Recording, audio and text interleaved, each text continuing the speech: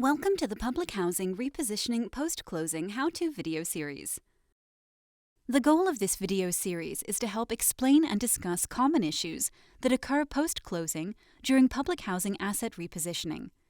Each video provides quick guidance to public housing agencies, PHAs, that are new to or unfamiliar with RAD and/or project-based voucher (PBV) program requirements.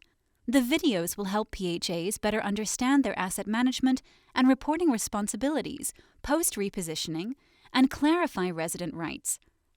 The videos provide information to PHAs that have converted their assistance from public housing to voucher assistance as part of repositioning. This video will outline PHA responsibilities once they have closed a RAD-PBV transaction. While some videos in this series highlight program features that are applicable to both RAD-PBVs and non-RAD-PBVs, this video compares requirements applicable to non-RAD-PBVs to those applicable to RAD-PBVs. We will also briefly discuss some RAD-PBRA requirements in this video.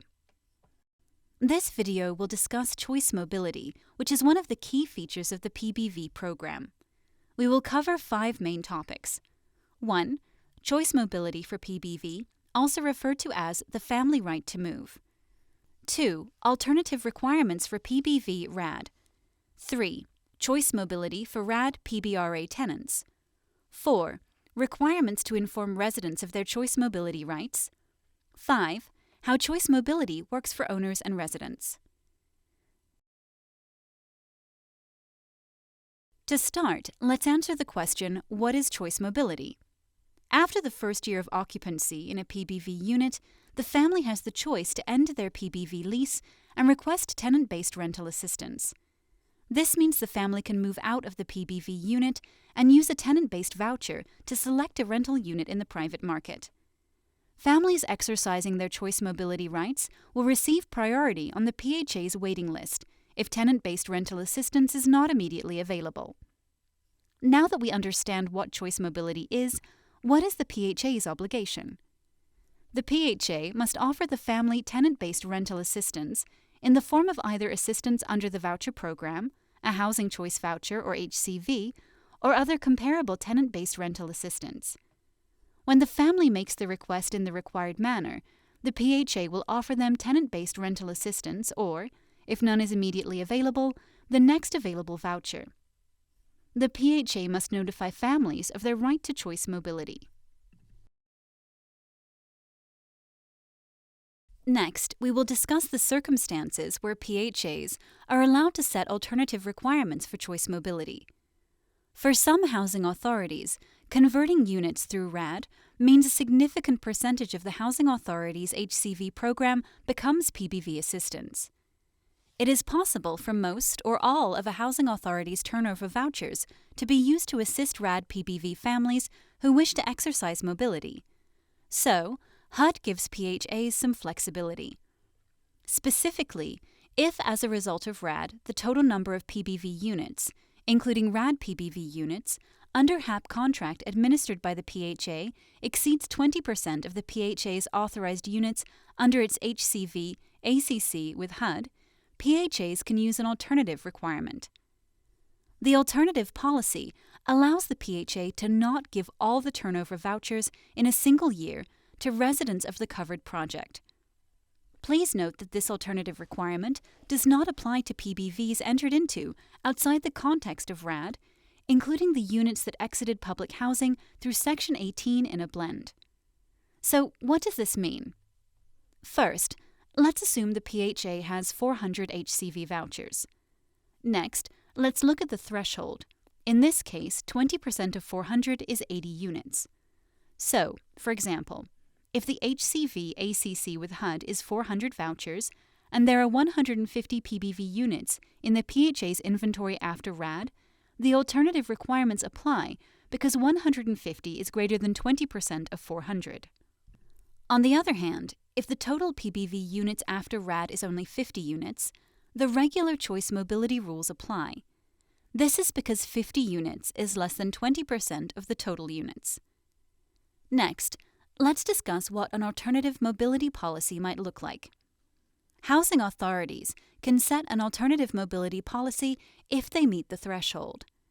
This means the housing authority would not be required to provide more than 3/4 of its turnover vouchers in any single year to the residents of RAD-covered projects. To implement this, housing authorities have the option to adopt a voucher turnover cap. First, though, let's review what turnover vouchers are. Turnover vouchers are when a voucher holder gives up their voucher and leaves the HCV program, making an HCV available for another person. For example, consider a PHA that usually has 100 vouchers turnover each year and chooses to set a voucher turnover cap. The cap means only 75 of those 100 vouchers must be made available to RAD-PBV residents of the covered project who are exercising their choice mobility rights. The other 25 vouchers can be used for other purposes. While a housing authority is not required to establish a voucher turnover cap, if one is implemented, the housing authority must create and maintain a waiting list with the order in which the requests from eligible households were received. Remember, the alternative mobility policy must be included in the agency's administrative plan. Next, we will look at the housing authority's responsibility to inform residents of their rights. As part of the RAD conversion process, housing authorities are required to communicate with residents regularly. It is very important that residents are fully aware of and understand their choice mobility rights. It is suggested that housing authorities provide clear information on choice mobility to RAD tenants at multiple points during the RAD process.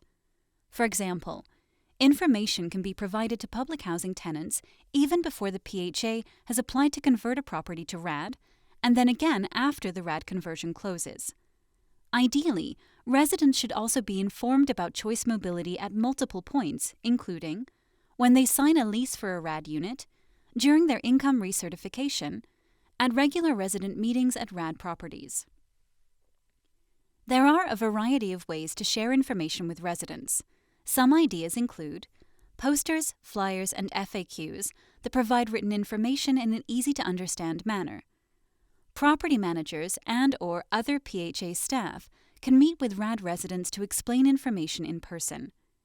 RAD residents can also learn about their choice mobility rights from presentations during resident meetings or at other times at the RAD property. When a resident is approaching eligibility, it is highly recommended that housing authorities proactively remind tenants about their choice mobility option so that they have enough time to start the moving process. So, if a tenant chooses to use their choice mobility option, what are the steps in the process? First, the tenant needs to rent the PBV unit for at least 1 year. Second, the tenant will ask their PHA for tenant-based assistance.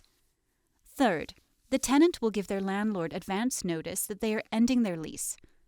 The housing authority must offer tenant-based assistance if the tenant has followed these steps.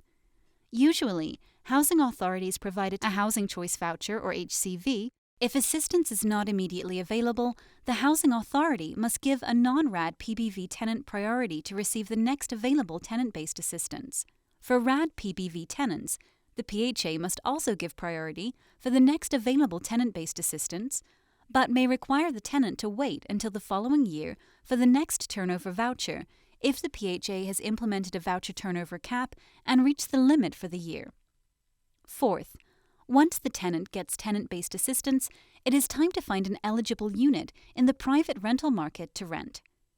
Fifth, once the new lease date is known, the housing authority notifies the owner, and the owner sets a corresponding date to terminate the PBV or RAD-PBV lease. Sixth, the tenant will move into their new unit. The housing authority will then refer the next eligible family on the waiting list to occupy the now vacant PBV or RAD-PBV unit. At no point should the tenant lose housing assistance or receive assistance for 2 units.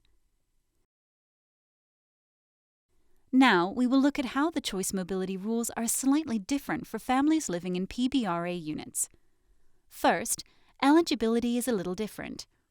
Under the PBRA program, the family may request tenant-based rental assistance after living in a RAD property for the later of 24 months from date of effective date of the HAP or 24 months after the move-in date. This means the family can move out of the PBV unit and use a tenant-based voucher to select a rental unit in the private market, but they must wait 2 years before asking for the voucher. This is different than PBV choice mobility, where the family can move after just 1 year. Next, HUD allows housing authorities to limit the number of choice mobility moves under the PBRA program in 2 ways. First, with a voucher inventory turnover cap. The PHA or voucher agency is not required, in any year, to provide more than 1/3 of its turnover vouchers to the residents of covered projects. This means families may need to wait if there is not a voucher readily available when they make the request. Under RAD-PBV, this is different because the housing authority has to meet a threshold before exercising an alternative requirement. The second way PHAs can limit the number of moves is with the project turnover cap. Recognizing the limited availability of turnover vouchers and the importance of managing turnover in the best interests of the property in any year, a project owner and voucher agency may agree to limit the number of choice mobility moves exercised by eligible households to 15% of the assisted units in the project. For example, if the project has 100 assisted units, the project owner and voucher agency could limit the number of families exercising choice mobility to 15 in any year, but not to less than 15. If the housing authority exercises either of these 2 limits, a voucher inventory turnover cap or project turnover cap, they must create and maintain a waiting list in the order in which the requests from eligible households were received. Lastly, the good cause exemption. HUD may grant an exemption to a housing authority if they meet certain criteria. If granted, the housing authority would not have to offer tenants choice mobility. HUD will only grant good cause exemptions to up to 10% of all RAD-converted units. HUD will consider requests for good cause exemptions from public housing-only agencies and agencies where more than 1/3 of their turnover vouchers are set aside for veterans or homeless populations. Lastly, remember that RAD choice mobility rules don't apply to Section 18 units that might be part of a RAD Section 18 blend. See the RAD notice for more information about choice mobility.